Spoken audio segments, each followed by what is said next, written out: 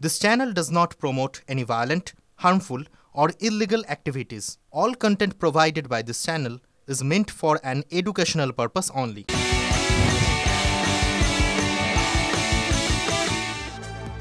ফিরে এলাম ব্রেকের পর এবার যে খবর দিকে নজর রাখবো। এবার পরিচালক অরিন্দম শীলের বিরুদ্ধে বিষ্ণুপুর থানায় এফআইআর দায়ের করলেন অভিনেত্রী। শ্লীলতাহানির অভিযোগে আগেই ডিরেক্টর্স গিল্ড থেকে সাসপেন্ড অভিযুক্ত পরিচালক। মহিলা কমিশনে ডেকে পরিচালকের সঙ্গে কথাও বলেন লীনা গাঙ্গুলি। দিনে দুবার ব্যবহার করো স্টপেজ ক্রিম আর নিজেকে রাখো এভারগ্রিন কেয়াশেক আরোমা থেরাপি স্টপেজ ক্রিম আর খুঁজে পাও নতুন আমিকে। আরো বিস্তারিত জানতে কথা বলবো সহকর্মী সুচরিতার সঙ্গে। সুচরিতা, অরিন্দম শীলের বিপদ কি আরো বাড়লো?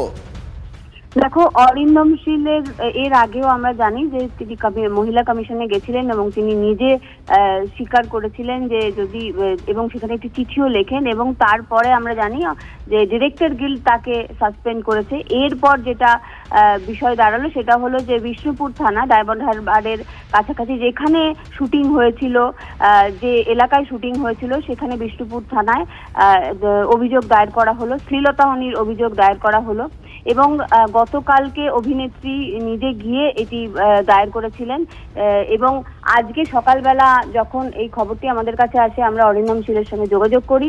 তিনিও আমাদের সঙ্গে কথা বলেছেন। অরিন্দম শীলের সঙ্গে যখন তুমি কথা বলেছো তখন অরিন্দম শীল কি জানিয়েছে শোনাবো একবার দর্শকদের।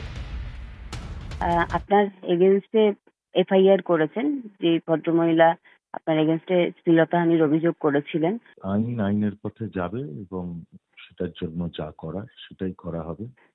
আমি বারবার একটাই কথা বলছি, আমি আমার কনসার্নসের কাছে অত্যন্ত ক্লিয়ার, কিন্তু একটা সিকোয়েন্স অভিনয় করে দেখাতে গিয়ে যেটা একটা ডিরেক্টরের কর্তব্যের মধ্যে পড়ে, সেখানে আমার শিল্পী আনকমফোর্টেবল ফিল যদি করে থাকে সেটা তখন সে আমাকে বলেনি যে আমি আনকমফোর্টেবল ফিল করেছি, কিন্তু যদি করে থাকে সেটা আমি মহিলা কমিশনেও বলেছি এবং তাদেরকে সেই কথার পরিপ্রেক্ষিতে আমি লিখিত দিয়েছি যে আমি দুঃখিত, কিন্তু পুরো ঘটনাটা অনভিপ্রেত, অ্যাবসলিউটলি আনইনটেনশনাল।